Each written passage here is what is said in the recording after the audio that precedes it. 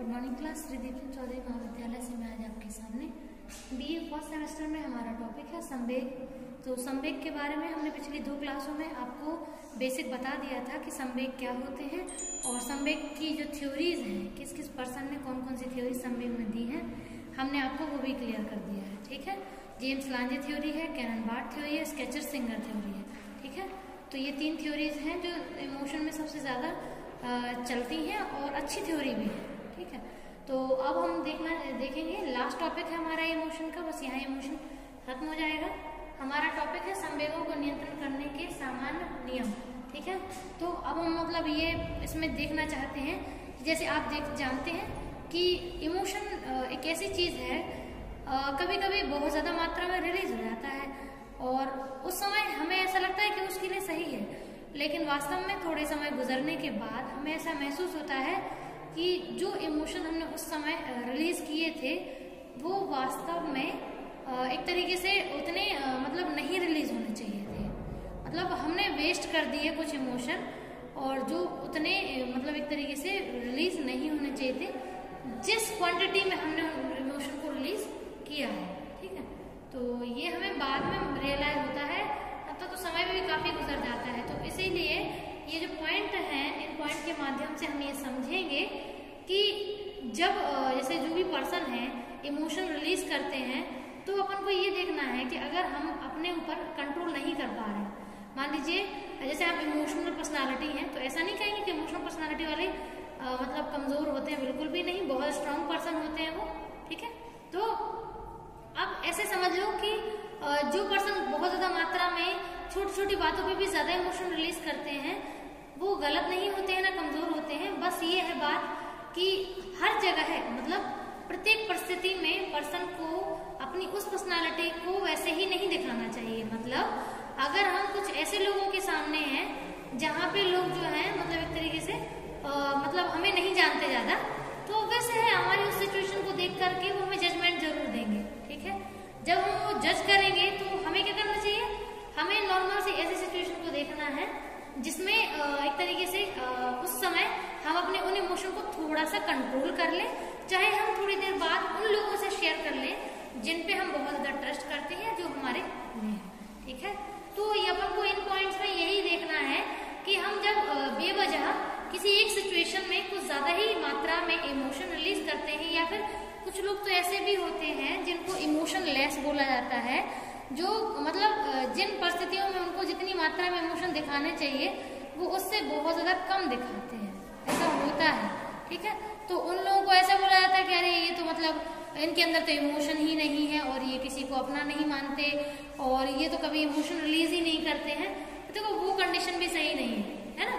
तो दोनों ही कंडीशन में अपन को क्या करना है, हमें करना है ये कि हम जो इमोशन रिलीज कर रहे हैं हम एक सही समय पर उसको पहले तो समझ जाएं कि जितने इमोशन की मात्रा, जो क्वांटिटी हम रिलीज कर रहे हैं वो क्वांटिटी उस सिचुएशन के अकॉर्डिंग सही है या नहीं है।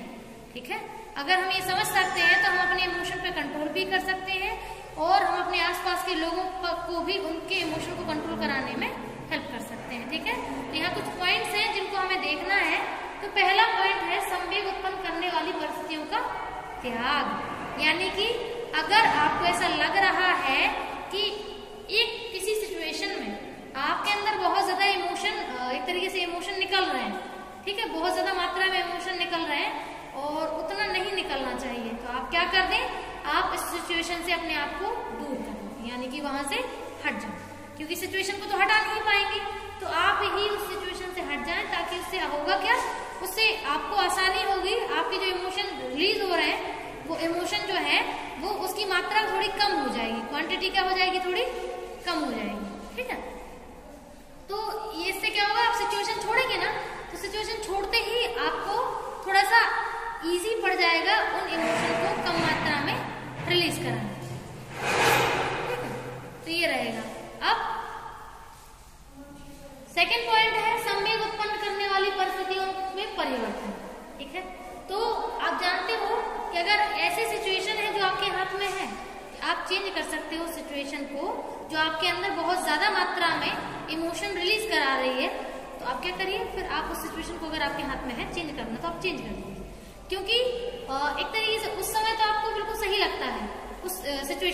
हिसाब से रिएक्ट करना, लेकिन वास्तव में वो उतना ज्यादा मात्रा में रिलीज करना सही नहीं होता है और बाद में आपको रियलाइज हो जाता है। ठीक है, नेक्स्ट है आपका समायोजन की कुशलता में वृद्धि। तो इसमें क्या है, मतलब अगर आप एडजस्ट कर सकते हैं अपने आप को हर सिचुएशन में, सिचुएशन कोई भी हो, अगर आप अपने आप को इतना कैपेबल समझते हैं या फिर है कैपेबल कि आप कोई भी सिचुएशन हो आप उसमें बहेंगे नहीं, आप ज्यादा मात्रा में इमोशन रिलीज नहीं करेंगे और आप कहीं हद तक अपने आप को ठीक रख पाएंगे। तो इसका मतलब है कि आपके अंदर वो कैपेबिलिटी है कि आप उस सिचुएशन में खुद को ऐसे एडजस्ट कर सकते हैं कि आपके अंदर इमोशन ज्यादा मात्रा में ना निकले। ठीक है, तो अगर आप बहुत ज्यादा कैपेबल हैं कि हर सिचुएशन में एडजस्ट कर जाते हैं, आप कोई सिचुएशन जल्दी इम्पैक्ट नहीं डालती है, आप कोई सिचुएशन जल्दी हर्ट नहीं करती है, परेशान नहीं करती है, तो एक तरीके से ये सही है ना। तो अगर आप बहुत वेल एडजस्ट पर्सन हैं, अगर आप बहुत जल्दी एडजस्टमेंट कर लेते हैं तो आपके लिए बहुत आसान होगा कि आप सिचुएशन से बहुत जल्दी डील कर लें। ठीक, तो ये रहता है।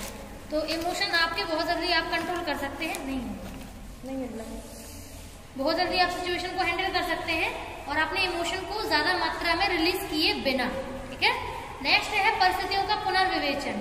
तो पुनर्विवेचन का मतलब होता है आप एक बार जो सिचुएशन आपके सामने आई है और आप उस पर जब रिएक्ट करने वाले हैं तो रिएक्ट करने से पहले एक बार और उस सिचुएशन का पुनर्विवेचन, यानी कि पुनर् मतलब दोबारा, विवेचन मतलब सोचने, दोबारा आप एक बार उस सिचुएशन को दोबारा सोच के देखो क्या वास्तव में वो सिचुएशन उतनी ही बड़ी है जितना आपको लग रही है, बताइए। ठीक है, तो आपको पुनर्विवेचन जो है सिचुएशन में करने की अगर आप एक बार कर लेते हैं ना तो एक तरीके से आपको बहुत आसानी होगी ये जानने में कि एक तरीके से कि वो सिचुएशन वास्तव में उतनी बड़ी है भी या नहीं। अगर आप एक सही सिचुएशन के लिए सही फॉर्म में रिएक्ट कर रहे हैं तो इसमें सोचने की जरूरत नहीं है, लेकिन अगर आप फालतू की सिचुएशन पे बहुत ज्यादा ओवर रिएक्ट करने की कोशिश कर रहे हैं, बाद में फिर आपको गिल्ट हो या फिर बाद में आप सोचें कि यार ज्यादा ही एनर्जी वेस्ट कर दिए और उतनी नीड नहीं थी, तो उससे अच्छा है कि आप एक बार सिचुएशन को सोच लें। ठीक है, नेक्स्ट है हिरास का बोध। तो हिरास का बोध का मतलब होता है हंसी मजाक की कंडीशन। अगर आपके अंदर एक अच्छा सेंस ऑफ ह्यूमर है, सेंस ऑफ ह्यूमर इसका मतलब हंसी मजाक करना या फिर मतलब ऐसे मजाक उड़ाने वाली कंडीशन नहीं, ऐसे हंसी मजाक करना कि आप सामने वाले पर्सन को हर्ट किए बिना उसकी सिचुएशन को थोड़ा बहुत कम कर पाओ। ठीक है, यानी कि उसको थोड़ा बहुत कम दुख दे पाओ और उसके जो इमोशन है वो थोड़ा कम मात्रा में रिलीज हो। ठीक है, तो ऐसे आप क्या कर पाएंगे, ऐसे आप उस पर्सन को थोड़ा सा उस सिचुएशन से हटाने में हेल्प कर पाएंगे जिस सिचुएशन की वजह से वो कष्ट में है।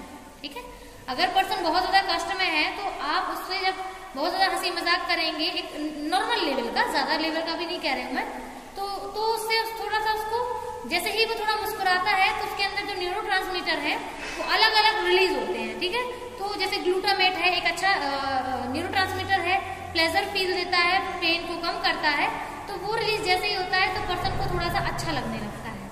ठीक है, नेक्स्ट है संवेगों का विस्थापन। तो विस्थापन मतलब इमोशन को आप चेंज कर दो, यानी अगर आपके अंदर किसी भी सिचुएशन को लेकर कोई एक इमोशन रिलीज हो रहा है तो आप कोशिश करो कि आप उस रिएक्शन को दो ही नहीं, मतलब आप उस इमोशन की जगह दूसरा इमोशन देता। ऐसा हमेशा नहीं करना है ऑल ओवर सिचुएशन में, अपन तो अकॉर्डिंग टू सिचुएशन बात करना है। सिचुएशन अगर बड़ी है तो आपको ऐसा नहीं करना है, लेकिन अगर सिचुएशन बहुत नॉर्मल सी है जिस पर इतना ओवर रिएक्ट नहीं करना चाहिए जितना आप कर रहे हैं, तो फिर आपको वो सिचुएशन आपको हेल्प कर देगी अगर आप संवेगों का विस्थापन कर पाते हैं, यानी कि संवेगों में थोड़ा बहुत परिवर्तन अपने हिसाब से कर पा रहे हैं। कुछ नया, कुछ अलग थॉट लाइए दिमाग में, उस थॉट की वजह से आपका दिमाग जो है वो डाइवर्ट होगा। ठीक है, नेक्स्ट है संवेगों का रेचन। रेचन मतलब आप एनालिसिस कीजिए। ठीक है, आपके सामने जो इमोशन आप रिलीज कर रहे हैं आप उनका थोड़ा सा पुनर्विचार कीजिए कि जो आप इमोशन रिलीज कर रहे हैं वो इमोशन रिलीज करना क्या उस सिचुएशन के लिए बिल्कुल एग्जैक्ट ठीक है, ये सारी चीजें। ठीक, अब है संवेग व्यवहार का विकास। ठीक है, तो ये हमें पॉइंट देखना है। तो इसमें पहला पॉइंट है कि संवेग उत्पन्न कैसे होते हैं, मतलब संवेग विकास कैसे होते हैं संवेग का। पहला है जन्मजात। आप जानते हो इमोशन जन्मजात होते हैं, मोस्ट ऑफ द इमोशन जो है वो हमें जन्म से ही मिलते हैं, हम सीखते नहीं हैं। नेक्स्ट है परिवर्तन संवेग। तो आप जानते हो जैसे जैसे बच्चा बड़ा होता जाता है, मैच्योर होता चला जाता है, तो मैच्योरिटी के साथ साथ भी उसके अंदर जो है इमोशन के ऊपर जो कंट्रोल है या इमोशन का जो विकास है वो होने लगता है। ठीक है, तो मैच्योरिटी भी इम्पोर्टेंट है। और लास्ट है अधिगम यानी कि सीखना। तो लर्निंग से भी पर्सन के अंदर इमोशन डेवलप होते हैं। हाँ, कुछ इमोशन जो है वो लर्निंग से भी सीखता है, ऐसा नहीं है कि सारे इमोशन जन्मजात होते हैं, कुछ लर्निंग से भी होता है। नेक्स्ट है कुछ प्रमुख संवेग। तो यहाँ पे जो क्रोध है, भय है, प्रेम, स्नेह, ईर्ष्या और दुश्चिंता, ये जो ऐसे इमोशन है जो मोस्टली जन्म से मिलते हैं, इनको पर्सन यहाँ आके डेवलप नहीं करता है। ठीक है, मोस्ट ऑफ द इमोशन जो ये वाले जो हम बात कर रहे हैं, ये पर्सन सीखता नहीं है, ये जन्म से ही मिलते हैं। और फिर कुछ ऐसे इमोशन होते हैं जो यही आके सीख लेता है। ठीक है, तो बस यहाँ अपना टॉपिक ओवर है, नेक्स्ट टॉपिक कल देखेंगे। Thank you.